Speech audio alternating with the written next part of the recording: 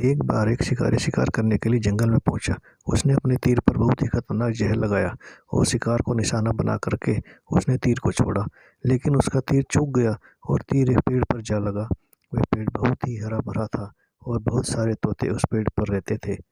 जैसे ही वह जहरीला तीर उस पेड़ पर जाकर लगा, वह पेड़ धीरे धीरे सूखने लगा और उस पेड़ पर जो भी तोते रहते थे वे एक एक करके उस पेड़ को छोड़कर जाने लगे।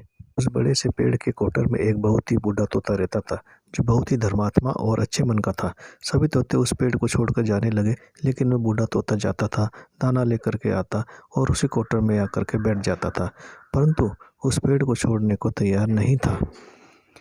बूढ़े तोते के साथियों ने कई बार आकर के उसे समझाया कि ये पेड़ सूख रहा है और किसी दिन गिर भी जाएगा, चलो किसी और पेड़ पर चलकर रहा जाए, परंतु वह बूढ़ा तोता वहां से जाने को तैयार नहीं हो रहा था।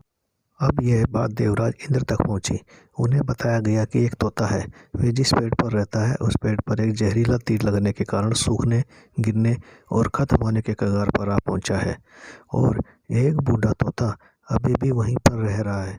वह दाना लेकर आता है और वहीं पर रहता है, जबकि उस जंगल में बहुत सारे पेड़ हैं, लेकिन वह उसी पेड़ पर रह रहा है। युवराज इंद्र प्रकट हुए और उस बूढ़े तोते से कहने लगे कि आप बहुत धर्मात्मा हैं, बहुत ही अच्छे मन के हैं, लेकिन आप इस पेड़ को छोड़कर किसी और पेड़ पर चले जाइए, क्योंकि यह पेड़ कुछ ही दिनों में गिर जाएगा।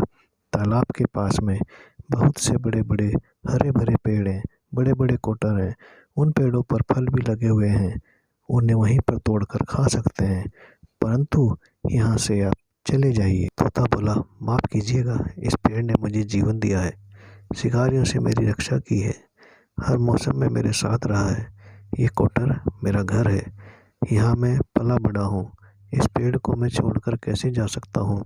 इस पर संकट आया है तो क्या मैं इसे छोड़कर चला जाऊँ? मैं ऐसा कभी नहीं कर सकता।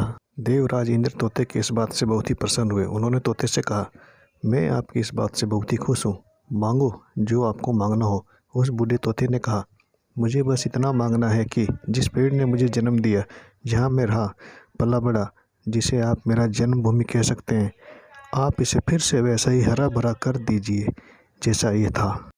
देवराज इंद्र ने अमृत से उस पेड़ को सींच दिया और पहले की तरह हरा भरा कर दिया।